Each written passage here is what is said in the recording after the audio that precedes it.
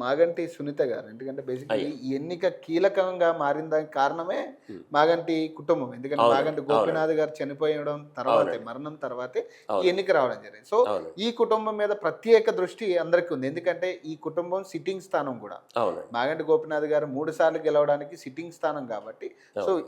ఆమెకెట్లా ఉండబోతుంది? అంటే ఆ కుటుంబం నుంచి వచ్చిన వ్యక్తి గాబట్టి ఆమె అవునండి. పరిస్థితి ఎట్లా ఉండబోతుంది? సో, అయితే వారు మనం అంటే మనకున్నటువంటి అవగాహన ఏంటంటే, వారి యొక్క జనన తేదీ ప్రకారం 1971లో పుట్టినటువంటి ఈ పరిస్థితి తెలియజేస్తున్నటువంటిది. 71లో వారు జనన తేదీగా చెప్తున్నారు. సో, వారు పుట్టినప్పుడు వారు పుట్టినటువంటి మీన రాశిలో వారు రేవతి నక్షత్రం యందు రెండవ పాదంలో పుట్టినట్టు వారి జనన లగ్నం కూడా తీసుకోవడం జరిగింది. వారు కన్యా లగ్నంలో జన్మించారు. సో, వారికి ఒక అద్భుతమైనటువంటి గ్రహస్థితి ఆనా ఆనాడు ఉన్నటువంటి పరిస్థితి. సో, ఏమైనప్పటికీ రేవతి నక్షత్రానికి ఎప్పుడూ కొంచెం మొదటి నుంచి కూడా కాస్త కష్టాలనేది ఉంటాయి. వారు చాలా సైలెంట్‌గా ఉంటారు. ఎప్పుడు కూడా ఎవరి మీద కూడా ఎక్కువగా అంటే వారు వ్యతిరేక భావాన్ని ప్రదర్శించరు. వారికి నచ్చని విషయాలొస్తే సైలెంట్‌గా ఉంటారు తప్ప పోట్లాడే మనస్తత్వాలు కూడా కావు. చాలా వారిని అర్థం చేసుకోవడం చాలా కష్టం. అట్లని చాలా మంచివారు కూడా అని చెప్పొచ్చనమాట. సో, అయితే వారికి ఆనాడున్న గ్రహస్థితి రీత్యా చాలా అద్భుతమైనటువంటి గ్రహస్థితిగా చెప్పొచ్చు.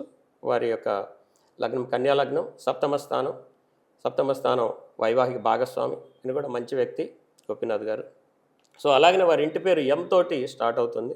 ఎం ఈజ్ వెరీ పవర్‌ఫుల్ నేమ్. ఆ పేరు వీరిని ప్రొటెక్ట్ చేస్తూ ఉంది. హ్మ్. ఈ సునీత అనేటువంటి పేరు మొదటి లెటర్ సు అనేటువంటిది లెటర్ కూడా ఇప్పుడు ఈ పేరు ప్రకారం చూసుకుంటే శతభిష, ఉత్తరాభద్ర, పూర్వభద్ర, ఈ శతభిష వీటిల్లో ఉంటుందన్నమాట. ధనిష్ట, శతభిష, పూర్వభద్రలో ఉంటుంది. సో, పేరు ప్రకారం వారికైతే మైనస్ జరుగుతుంది. సో, కానీ వారి జాతకరీత్యా మాత్రం గ్రహస్థితి అద్భుతంగా ఉన్నటువంటి పరిస్థితి. తప్పకుండా వారికి ఇప్పుడున్న గ్రహస్థితుల రీత్యా చూసుకుంటే రవి, శుక్రులు వారికి అష్టమంలో ఉన్నట్టు, వారి రాశి నుంచి అష్టమంలో ఉన్నట్టు తెలుస్తుంది.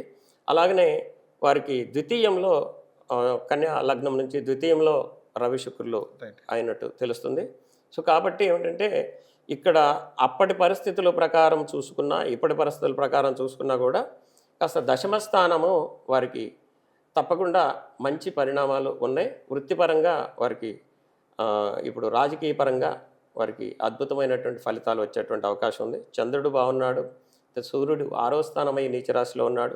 సో, 7వ స్థానం భాగస్వామి స్థానం అయినటువంటి యొక్క బుధుడు కూడా ఇక్కడ ఇప్పుడు నవమంలో కుజుడు, బుధుడు కలిసి ఉన్నారు. ప్రస్తుత గ్రహస్థితి వారికి నవమంలో రాశి నుంచి నడుస్తుంది. తృతీయంలో లగ్నం నుంచి నడుస్తున్నటువంటి పరిస్థితి. ఆ ప్రకారంగా వారికి తప్పకుండా ఇప్పుడు ఈ యొక్క ఎన్నికల్లో విజయం సాధించడానికి ఎక్కువగా అవకాశాలు ఉన్నటువంటి పరిస్థితి ఉంది. హ్మ్. ఆహ్, అంటే కుజుడు ఒక్కసారిగా ఇప్పటిదాకా ఇంట్లో ఉన్న వ్యక్తి ఆమె. హ్మ్. సో, సడెన్‌గా ప్రజా ఆదరణ అనేది అవునండి. సాధ్యం అవుతుందా? అంటే బేసిక్‌గా అవునండి. ఆ రకమైన ఆలోచన కరెక్ట్. కూడా ఉంది. కరెక్ట్. కానీ నేను చెప్తున్నది ఏమంటే, సో, వారు ఫోకస్ అయ్యారా లేదా జనంలో అనేది పక్కన పెడితే, సో, వారికి గ్రహస్థితి అనుకూలమైనటువంటి పరిణామాలు ఉన్నాయి. సోదర స్థానం, 3వ స్థానం అంటాము. సో, జన్మలగ్నం నుంచి వారు కన్యా లగ్నంలో పుట్టారు. సో, అధిక తెలివితేటలు మంచి ఇది ఉంటాయి. అలాగనే బుధుడు నక్షత్రం రేవతి నక్షత్రంలో పుట్టారు. సో, 2023 నుంచి వారికి అంత మంచి జరగట్లేదు. అయినప్పటికీ ఈ పర్సనల్ విషయాలకు సంబంధించినటువంటి అవును. విషయాలు. సో, జరగకపోయినప్పటికీ ఏ ఒక్క కష్టాలు ఏదో ఒక రూపంలో వస్తూనే ఉన్నాయి.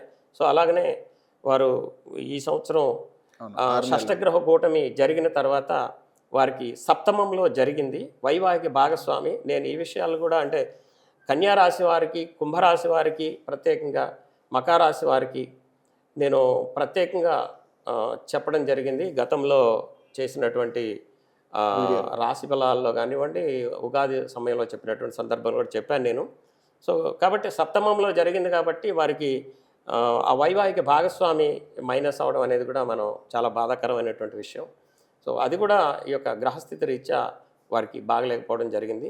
సో, కాబట్టి ఇప్పుడున్నటువంటి పరిస్థితులు ఈ ఎలక్షన్స్‌లోకి సంబంధించినటువంటి విషయాలు ఇప్పుడున్నటువంటి పరిస్థితులు, సో, రవి, శుక్రులు కలిసి బాగా లేకపోయినప్పటికీ కూడా వారికి కన్యా లగ్నం నుంచి పంచమ స్థానాధిపతి శని, రాహువులు కలిసి వారికి 6వ స్థానంలో ఉన్నారు. సో, కాబట్టి సో, తప్పకుండా దశమస్థానం వారికి తప్పకుండా యోగిస్తుంది. బుధుడు బాగున్నాడు, కుజుడు బాగున్నాడు. సో గురుడు ఉచ్చ స్థానంలో ఉండి ప్రొటెక్ట్ చేస్తున్నాడు. తప్పకుండా వారికి బాగుంటుంది. వారికి జన్మరాశిని చూస్తూ ఉన్నాడు గురుడు 5, 9 స్థానాలను కూడా తానున్న స్థానాన్ని చూస్తూ ఉంటాడు. రాజకీయంగా కలిసి ప్రొటెక్టెడ్గా ఆయన రక్షిస్తున్నాడు. కాబట్టి అవకాశం తప్పకుండా వారికి విన్ అయ్యేటువంటి అవకాశాలు మాత్రం తప్పకుండా ఉన్నాయండి. వారి కష్టాలకు రాజకీయంగా కలిసి వస్తుందా ఇన్ ఫ్యూచర్ కానీ ఇప్పుడు అదే చెప్తున్నానండి. ఇదే సిట్టింగ్ స్థానంలో అవునండి. బేసిక్గా రాజకీయంగా పనికొస్తుందా లేకపోతే ఓన్లీ ఉప ఎన్నిక వరకే మనం మాట్లాడుకోవచ్చా? లేదండి, తప్పకుండా రాజకీయపరమైనటువంటి విషయాల్లో తప్పకుండా వారు బయటికి వస్తారు. సో ఇప్పుడు రాకపోవచ్చు బయటికి, అంటే అతి తక్కువ సమయం వల్ల కాగలేకపోవచ్చు, కానీ భవిష్యత్తులో మాత్రం తప్పకుండా వారు బయటకు వస్తారు. వారి తరపున అంతా సక్సెస్ఫుల్గా మంచిగానే ముందుకు వెళ్తూ ఉంటారు. వారికి తృతీయ స్థానం అంటే సోదర భావంతో ఉన్నటువంటి వారందరూ, సోదరులుగా సపోర్ట్ చేసేటువంటి వాళ్ళందరూ కూడా ఇప్పుడు వారికి మంచి పరిణామం అని చెప్పొచ్చు. తృతీయంలో కుజుడు బుధుడు ఉన్నారు కన్యా లగ్నం నుంచి. తప్పకుండా వారికి సహకరిస్తారు. ఆ విధంగా వారు విజయం సాధించడానికి అవకాశాలు ఉన్నటువంటి పరిస్థితి. ఇప్పుడు